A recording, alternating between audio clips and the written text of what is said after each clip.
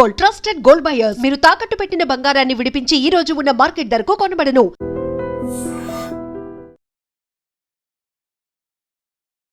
Hi, నమస్తే, welcome to iDream media. నేను మీ రొద్దం శ్రీనివాస్. అంతర్జాతీయ పరిణామాలు మన దేశానికి ఎంత ప్రభావం చూపిస్తున్నాయో నిన్న మొన్న ఇవాళ హైదరాబాద్ సంఘటనలే మనకు ప్రత్యక్ష ఉదాహరణ. ఎక్కడో ఇరాన్ ఇజ్రాయెల్ మధ్య యుద్ధం జరుగుతుంటే బెంగళూరులో, అదే కర్ణాటకలో, అదేవిధంగా హైదరాబాద్లో హోటళ్ళకి కమర్షియల్ గ్యాస్, వాణిజ్య గ్యాస్ సరఫరా జరగడం లేదని, దీనివల్ల హోటల్ పరిశ్రమలు చాలా ఇబ్బంది పడుతున్నాయని ఇవాళ వ్యాపారులు రోడ్డెక్కే పరిస్థితి కనిపిస్తుంది. అంటే ఈ యుద్ధం స్టార్ట్ అయ్యి సరిగ్గా నెల రోజులు కూడా కాలేదు, అంతలోనే ఇంత మన జీవితాల్లో దాని మార్పు అనేది చొచ్చుకొచ్చింది. మరి ఈ యుద్ధం అమెరికా చెప్పినట్లు 6 నెలల్లో, మరి ఇరాన్ ప్రకటించినట్లు 10 సంవత్సరాలైనా మేము యుద్ధం చేయడానికి సిద్ధమని నిజంగా జరిగితే భారతదేశంలో పరిస్థితులు ఎలా ఉండబోతున్నాయి? ముఖ్యంగా మధ్యతరగతి, దిగువ మధ్యతరగతి సామాన్యుల కష్టాలు ఏ రూపంలో వాళ్ళను వెంటాడనున్నాయి అనే విషయాలను మనతో మాట్లాడడానికి geo political analyst Prasad Peketi గారు ఉన్నారు. నమస్తే ప్రసాద్ గారు. నమస్కారం అండి. ఏం సార్ మీరు ఇలా చెప్తే అలా జరిగిపోతుంది, అదేదో ఆ సినిమాలో చెప్పినట్టుంది. మొన్న ఎప్పుడు అన్నారు ఈ యుద్ధం 6 నెలలు తక్కువ జరగదండి అన్నారు. అమెరికా క్లియర్గా చెప్పింది మేము 6 నెలలు అయినా పోరాడతామన్నారు. దానికి కౌంటర్ ఇచ్చారు ఇరాన్ వాళ్ళు. మీరు 6 నెలలు కాదు, మేము 10 years పోరాడే శక్తి మా దగ్గర ఉంది అన్నారు. సరే, వాళ్ళు ఎన్ని సంవత్సరాలన్నా పోరాడుకొని అది వేరే విషయం. అసలు మనదేంది ఇది? యుద్ధం స్టార్ట్ అయ్యి నెల కాలే, అప్పుడే బెంగళూరులో వ్యాపారులకి కమర్షియల్ గ్యాస్ దొరక్క వాళ్ళు హోటళ్ళు మూసుకునే పరిస్థితి, వాళ్ళు ఇవాళ రోడ్డెక్కారు. హైదరాబాద్లో కూడా ఈరోజు పరిస్థితి అలాగే ఉంది. కమర్షియల్ గ్యాస్ సరఫరాలో ఇబ్బందులు వచ్చి వ్యాపారులందరూ చాలా ఆందోళనలో చెందుతున్నారు. అసలు ఏంటి ఈ లింక్ ఏంటి అసలు మనకు వాళ్ళకు ఈ గ్యాస్ విషయంలో?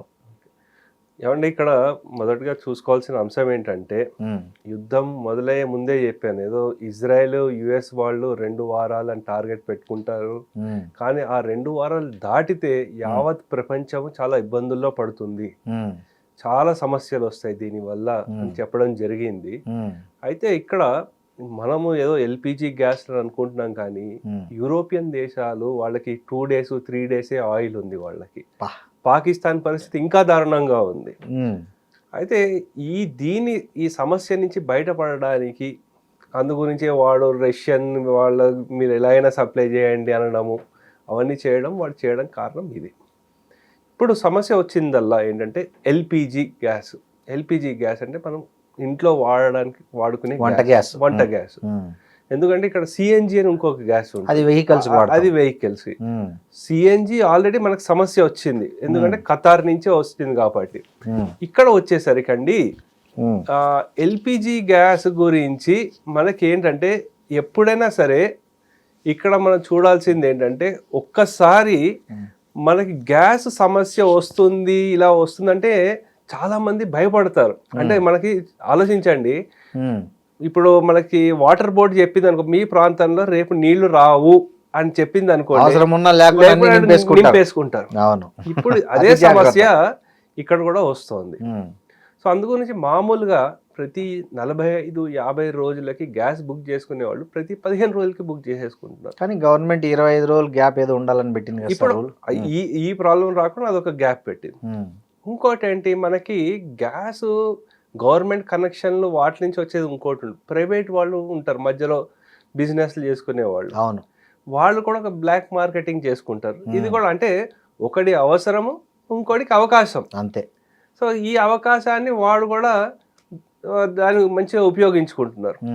అది కాకుండా మనకి ఇప్పటివరకు సమస్యలు వచ్చింది ఏంటంటే, ఎక్కువ బెంగళూరు, హైదరాబాద్ అని అంటున్నారు. అంటే నేను ఇది పొలిటికల్ యాంగిల్ ఉందా లేదా అని చెప్పట్లేదు, ఎందుకంటే 2 కాంగ్రెస్ పాలిత రాష్ట్రాలే. మిగతా ఏ రాష్ట్రం నుంచి ఈ సమస్య రావట్లేదు. సో దీంట్లో ఏమైనా పొలిటికల్ యాంగిల్ ఏమైనా ఉందా అనేది కూడా మనము ఇంకా రాబోయే రోజుల్లో తెలుస్తుంది, ఆలోచించాల్సిన విషయం. అయినప్పటికీ ఎవరైనా సరే దీనివల్ల ఏది ఎలా ఉన్నా సరే ఈ ఇంపాక్ట్ అయిందంటే హోటళ్ళనే చెప్తున్నారు. హోటల్లో ఒక్కటే కాదు కదా, దాని మీద చాలా మిగతా మంది- డిపెండెన్సీలు ఉన్నాయి. అవును. ఇప్పుడు మీ జొమాటో వాళ్ళు ఉన్నారు, స్విగ్గీ ఉన్నారు, వాళ్ళందరూ మరి ఏం చేస్తారు? వాళ్ళందరూ హోటల్ పనిచేసే కార్మికులు వీళ్ళందరి వాళ్ళ పరిస్థితి ఏంటి? కుటుంబాలు. అవును. ఇవన్నిటి ఒక్కదాని ఎఫెక్ట్ అన్నిటి మీద పడుతుంది. ఉమ్. సో అందు గురించి ఏంటంటే ఎల్పిజి అని సింపుల్గా చెప్పడం మనకి అది ఈజీనే కానీ దానివల్ల ఎఫెక్ట్ ఎలా ఉంటుందని మనం ఇంకా చూడాలి.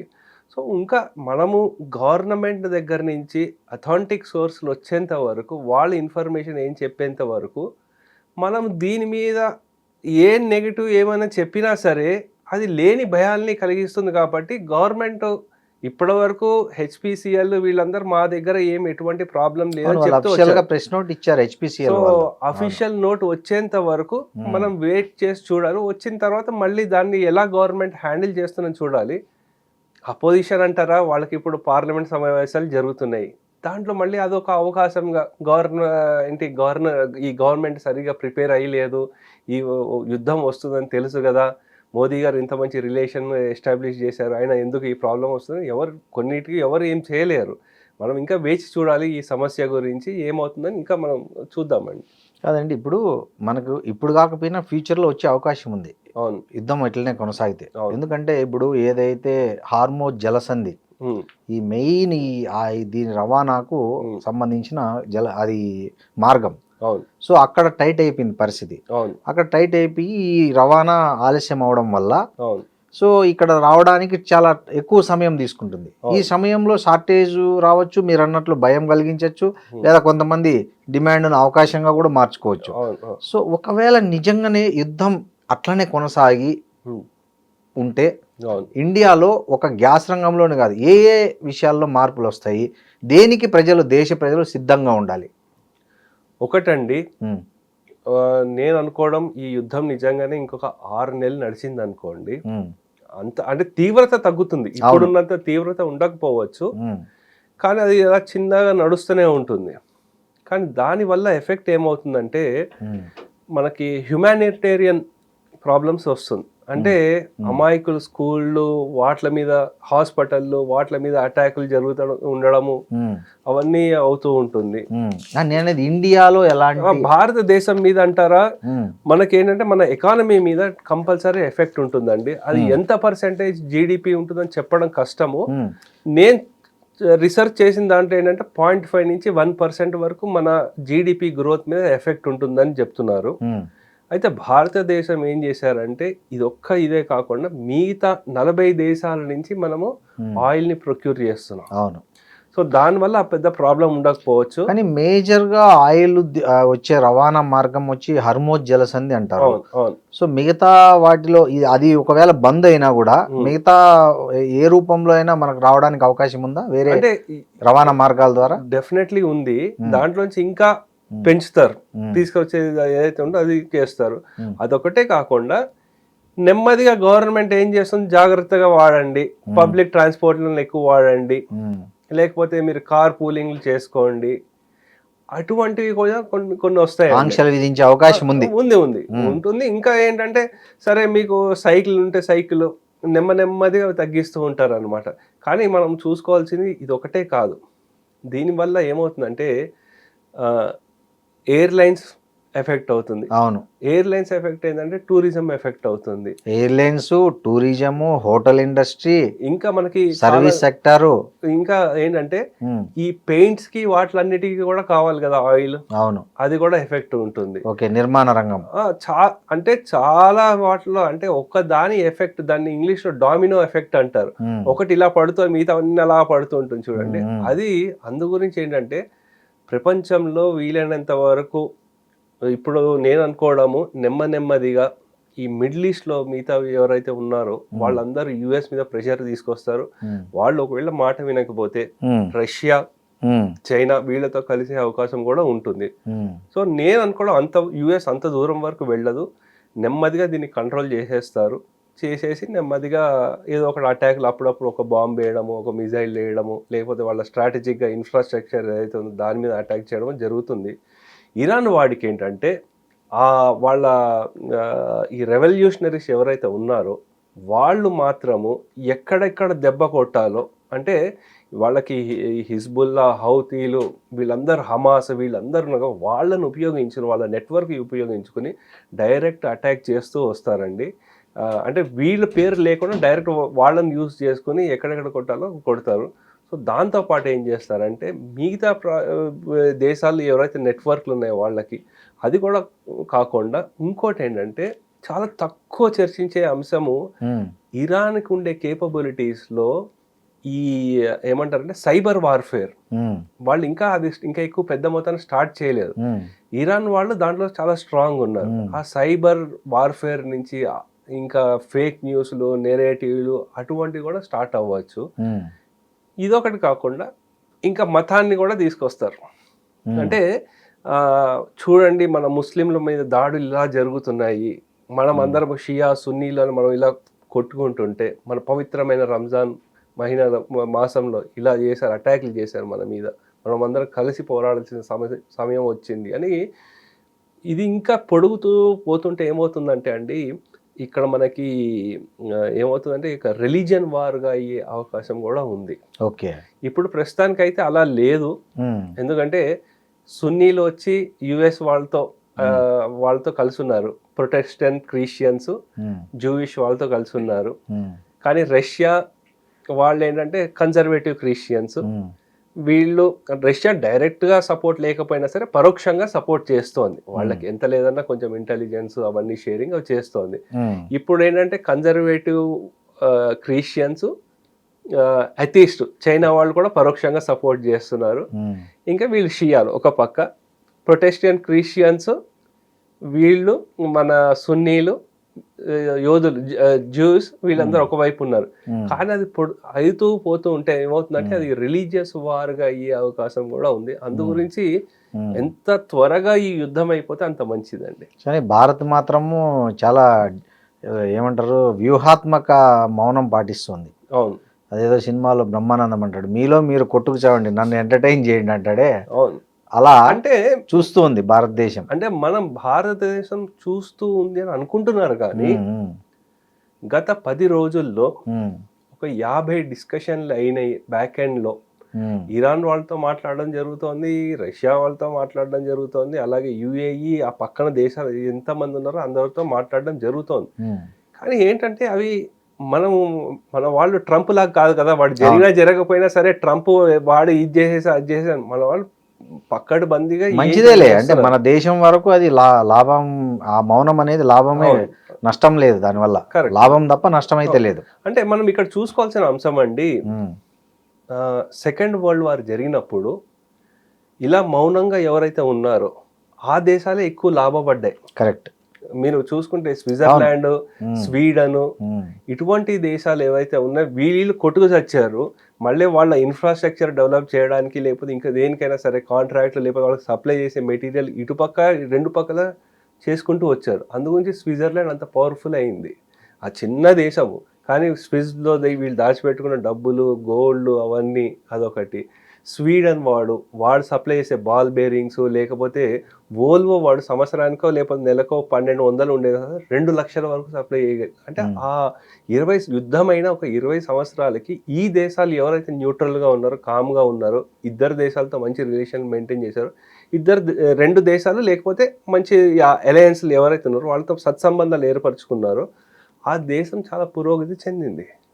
సో ఆ రకంగా ఇండియాకు ఫ్యూచర్ లో మంచి అవకాశాలు కూడా రావచ్చు డెఫినెట్లీ. సో ఆ విధంగా మనం చూడొచ్చు. అంటే why should be always think about negative? అంతేలేండి, కొంచెం పాజిటివ్ గా కూడా ఆలోచిద్దాము. కరెక్టే, ఈ మౌనం అనేది 100% కరెక్టే. సో అదొకటి ఉంది అట్లా. సార్ ఇంకోటి, ఒకప్పుడు ఇదే ఇరాన్ కు అమెరికా, ఇజ్రాయెల్ రెండు హెల్ప్ చేశాయి రష్యాతో కోల్డ్ వార్ సమయంలో.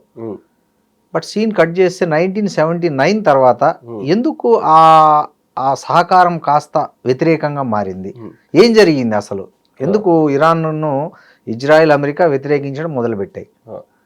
అంటే ఇక్కడ మనం చూసుకోవాల్సిందండి, 1950s ఆటమ్స్ ఆఫ్ పీస్ అని, అంటే మేము న్యూక్లియర్ మెటీరియల్ యురేనియం ఏదైతే ఉంటుందో దాన్ని మనము కొంచెమే శుద్ధీకరణ చేస్తే దాన్ని న్యూక్లియర్ ఎనర్జీగా వాడుకోవచ్చు అని చెప్పి కొన్ని దేశాలకి నెమ్మదిగా వీళ్ళు ఈ యురేనియంని ఎలా వాడాలి, దాన్ని ఎంత పర్సెంటేజ్ వరకు తీసుకెళ్ళచ్చు ఆ క్లీనింగ్ ని అని చేయడం మొదలు పెట్టారు. ఎవరు?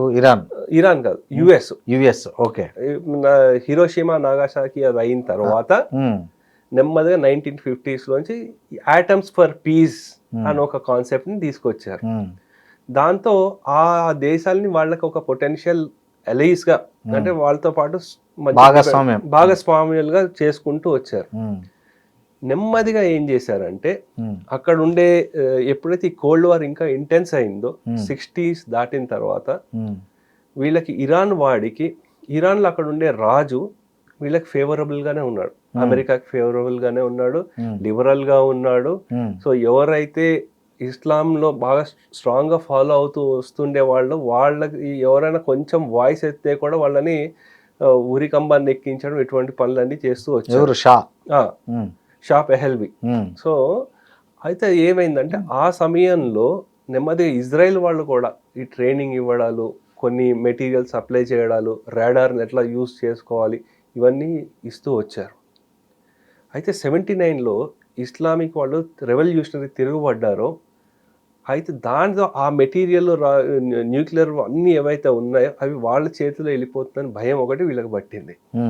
సో ఎలాగైనా అంటే వాళ్ళకేంటి, ఈ రెవల్యూషన్కి రష్యా వాడు సపోర్ట్ చేశాడు. అందు గురించి అప్పటి నుంచి వీళ్ళకి ఈ న్యూక్లియర్ మెటీరియల్ ఏదైతే ఉంచామో వాళ్ళ చేతుల్లోకి పోతుందనే భయం ఇజ్రాయెల్కు అమెరికాకు మొదలైంది. సో ఆ కారణం చేత అప్పటి నుంచి వీళ్ళ ఈ ఇస్లామిక్ వాళ్ళు ఎవరైతే రెవల్యూషన్ చేసిన వాళ్ళు ఎవరైతే ఉన్నారో రెవల్యూషనరీస్, వాళ్ళని ఎలాగైనా సరే ఆ రిజైమ్ చేంజ్ చెయ్యాలి అని వాళ్ళ ప్రయత్నాలు చేస్తూ వచ్చినారు. ఈ 20-25 years 30 years చేయలేదని కాదు, ఎందుకంటే ఇరాక్ యుద్ధ సమయంలో కూడా ఇరాక్ కి సపోర్ట్ చేసినారు, ఎలాగైనా వీళ్ళని కొట్టారు, కానీ ఏం చేయలేకపోయారు. సో దాని తర్వాత మళ్ళీ ఈ న్యూక్లియర్ డీల్ అని వాళ్ళ మీద ఆంక్షలు పెట్టడం, ఇవన్నీ చేసుకుంటూ వచ్చారు. కానీ అక్కడి నుంచి అయితే ఏమి చేయలేకపోయినారు. వీళ్ళు ఏం చేశారంటే ఇరాన్ వాళ్ళు హౌతీలకి, హిజ్బుల్లాకి, హమాస్కి వీళ్ళకి సపోర్ట్ చేసుకుంటూ వచ్చి ఇజ్రాయెల్ మీద ఈ దాడులు చేస్తూ వచ్చారు. ఎప్పుడైతే 2023 7th October ఎప్పుడైతే అతి దారుణంగా ఇజ్రాయలీ వాళ్ళ పండగ ఉండే సమయంలో ఈ హమాస్ వాళ్ళని తీసుకొచ్చేయడము చాలా ఘోరంగా, మనం ఆ వీడియోలు కూడా చూడలేని అమానుషంగా ఉన్నాయి జరగడంతో ఇంకా ఇజ్రాయెల్ వాడు డిసైడ్ అయిపోయినాడు, ఎట్లాగైనా వీళ్ళని లేపేసేయాలి, ఇంకా విత్ ద రూట్స్ తో తీసేయాలని వాళ్ళు ఫిక్స్ అయ్యారు. అన్ని రోజుల నుంచి ప్లానింగ్ చేసుకుంటే ఇప్పుడు ఖమేనీని వాళ్ళు అటాక్ చేయగలిగినారు. అప్పటి వరకు ఖమేనీని ఏం చేయలేదు. పాలస్తీనాలో హమాస్ ను పెంచి పోషించడంలో ఇరాన్ కూడా బాగా సహకరించింది కదా. అవును అప్పట్లో ఇరాన్ ప్రోద్బలంతోనే హమాస్ ఎదిగిందని చెప్పొచ్చు. హమాసే కాదు, హిజ్బుల్లా కూడా. హిజ్బుల్లా అంటే లెబనాన్.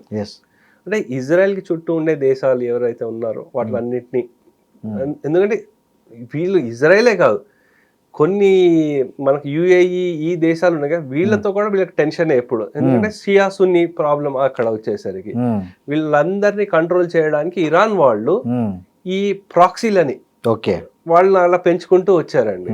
సో పెహెల్వి ఎవరైతే ఉన్నారో ఆ రిజైమ్ చేంజ్ అయినప్పటి నుంచి మనకి ఈ సమస్య, ఖమేనీ, అయోతుల్లా ఖొమేనీ వాళ్ళు వచ్చినప్పటి నుంచి ఈ ప్రాబ్లమ్స్ మనకి ఇంకా అతి ఎక్కువైపోతూ వచ్చిందండి. డిగో గార్జియాలో అమెరికా సైనిక స్థావరాన్ని అప్పుడున్నటువంటి అలీన దేశాలన్నీ ముక్తఖండంతో వ్యతిరేకించాయి. అందులో భాగంగా భారతదేశం కూడా అంతర్జాతీయ వేదికల మీద నాటి ప్రధాని ఇందిరాగాంధీ కూడా బాహాటంగా వ్యతిరేకించారు. కానీ 1990s తర్వాత అదే భారత్ డిగో గార్జియాలో అమెరికా సైనిక స్థావరాన్ని ఏర్పరచడానికి మద్దతు లాగా అంటే వ్యతిరేకించలేదు.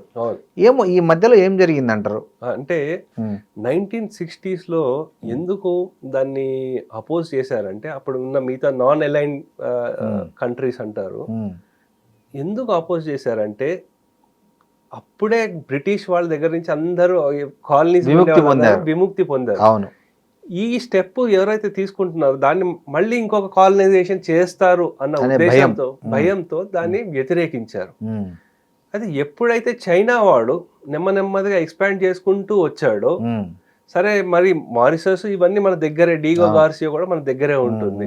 సో అవన్నీ మన దగ్గరే ఉంటుంది, మళ్ళీ వీడు మనకి థ్రెట్ అవుతాడని అప్పుడు కూడా భారత్ డైరెక్ట్ సపోర్ట్ ఏం చేయలేదు బ్రిటిష్ యుఎస్ వాళ్ళకి అక్కడ బేస్ గా పెట్టుకున్నందుకు. కానీ న్యూట్రల్ గా ఉంది, పెద్దగా ఏం మాట్లాడలేదు. అయితే ఈ మధ్య 2025 లో నేను అనుకోవడం అక్టోబర్ సమయంలో అనుకుంటా, డీగో గార్సియాని మారిషస్ కి ఇచ్చేశారు. సో యుఎస్ ట్రంప్ చాలా అపోజ్ చేశాడు, కానీ యూకే వాళ్ళు ఇచ్చేసారు, తిరిగి ఇచ్చేసారు. ఎందుకంటే వీడికి ఇది స్ట్రాటజిక్ పాయింట్ అవుతుంది. ఇప్పుడు మళ్ళీ అది లేకుండా పోయింది, ఉంటే మంచిగా వీళ్ళ మీద ఇంకా అటాక్ చేసి ఉండేవాడిని అని ఇదొకటి. ఇంకోటి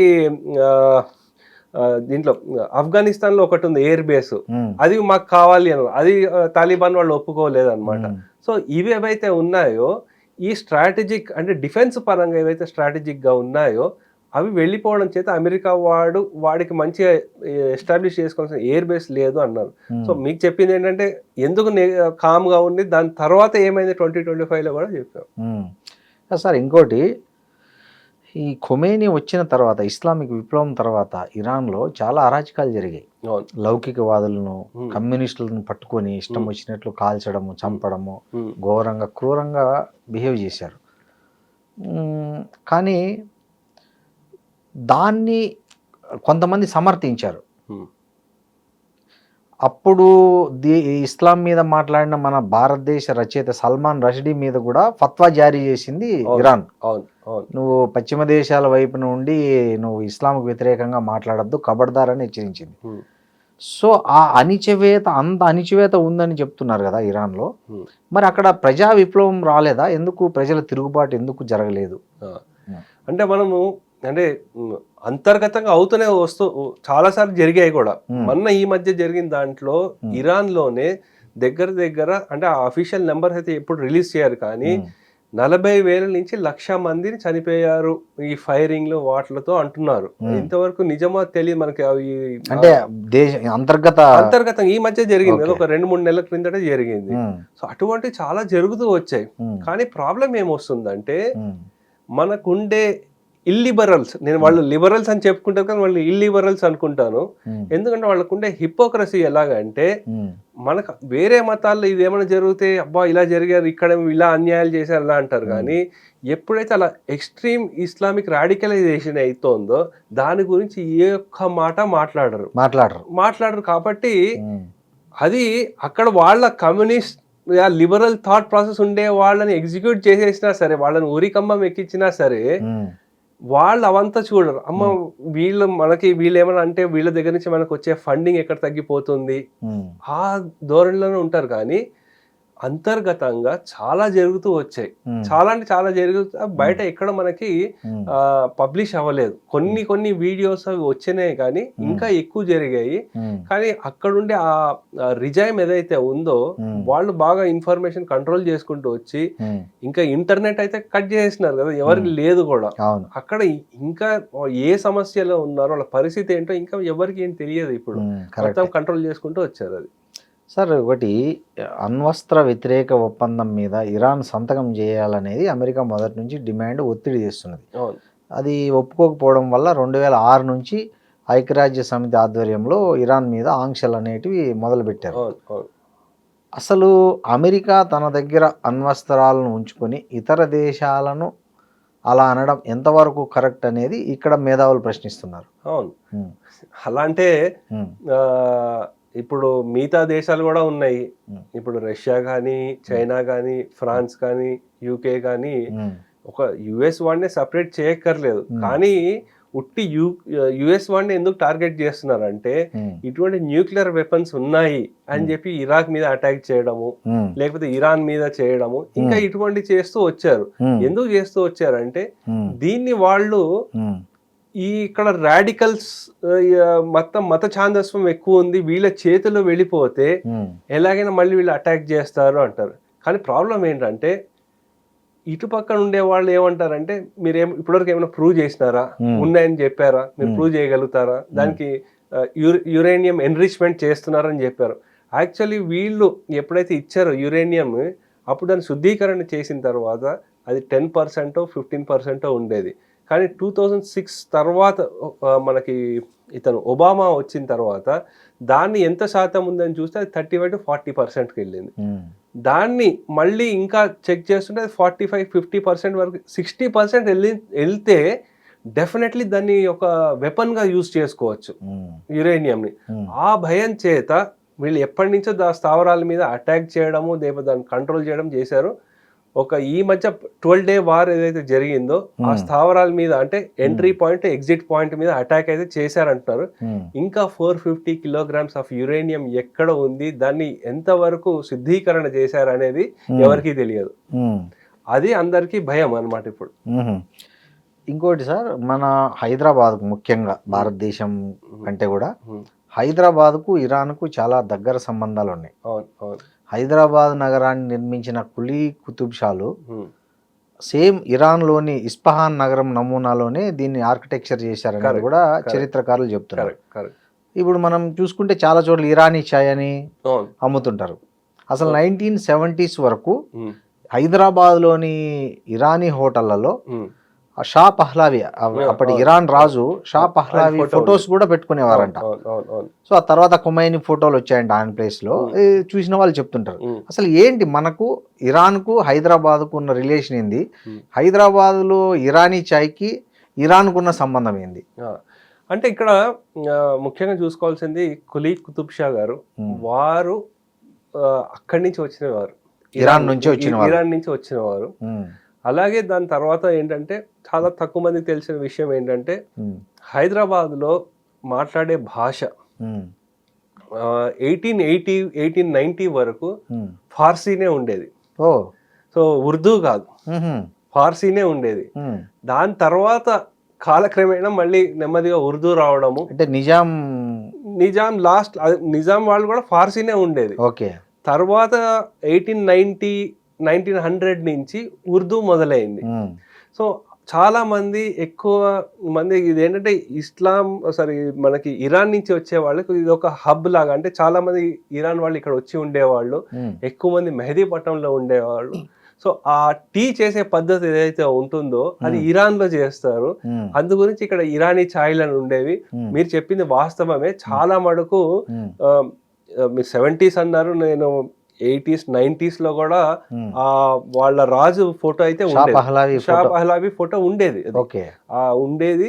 నెక్స్ట్ మనకి ఇక్కడ బంజారా హిల్స్ లోనే వాళ్ళ కాన్సులేట్ కూడా ఉంది, ఇక్కడ దగ్గరలో ఉంది. అవును, ఇక్కడే ఉంది. సో మెహదీపట్నం ఈ ఏరియాలో ఇరానీ వాళ్ళు చాలా మంది ఉన్నారు. కొంతమంది ఇప్పుడు కూడా స్థిరపడిపోయిన వాళ్ళు ఉన్నారు. అంటే వాళ్ళ తాత ముత్తాతలు ఇరాన్ నుంచి వచ్చిన వాళ్ళు ఉంటారు. అలాగే మనకి హైదరాబాద్ కొన్ని ప్రాంతాల్లో యమన్ నుంచి వచ్చిన వాళ్ళు ఉన్నారు, కొంతమంది టుర్కులు ఉంటారు. సో సో అక్కడ వాళ్ళందరూ వచ్చిన అంటే నిజాం ఏం చేశాడంటే ఎవరికి ఎక్కడైతే స్ట్రెంగ్త్ బాగుంటుందో, బాగా ఫైటర్స్ అని అనుకుంటాడో అతను గార్డ్స్ ని అక్కడి నుంచి తీసుకొచ్చాడు. కొంతమంది గుర్రాలని బాగా చూసుకునే వాళ్ళని ఇంకో ప్రాంతం నుంచి తీసుకొచ్చాడు. అడ్మినిస్ట్రేషన్ లో ఎవరైతే బాగా స్ట్రాంగ్ ఉంటాడో వాళ్ళని పెట్టుకున్నాడు. సో ఒక్కొక్కళ్ళని వాళ్ళ టాలెంట్ చూసుకుంటూ తీసుకుని వచ్చాడు. కానీ వాళ్ళ పూర్వీకులు వాళ్ళందరూ అంటే కులీ కుతుబ్ షా వాళ్ళందరూ ఇరాన్ వాళ్ళు, మూలాలన్నీ ఇరాన్ లోనే ఉన్నాయి. ఇంకా మనకి ఇప్పుడు కూడా భాగ్యనగరంలో చాలా మటుకు ఒక 3 లక్షల వరకు షియాలు ఉన్నారని చెప్తారండి. 3 లక్షలు హైదరాబాద్ లో షియాలు ఉన్నారు. సో ఇప్పుడు మనకి ఎంత లేదన్నా ముస్లిమ్స్ హైదరాబాద్ లో దగ్గర 40% ఉంటారు.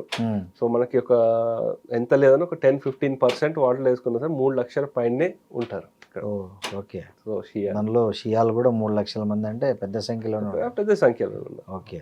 సో ఇరానీ ఛాయ్కి మనకు ఉన్న అనుబంధం అది. సో ఇరానీ చెఫ్లు తయారు చేసేది చూసి నేర్చుకుని మనం అదే స్టైల్లో మనకి ఇక్కడ ఈ హలీమ్ ఇవి అంటారు కదా, అవి కూడా అక్కడి నుంచే వచ్చాయి. హలీం కూడా ఇరాన్ సంస్కృతి, అక్కడి నుంచే అంటారు.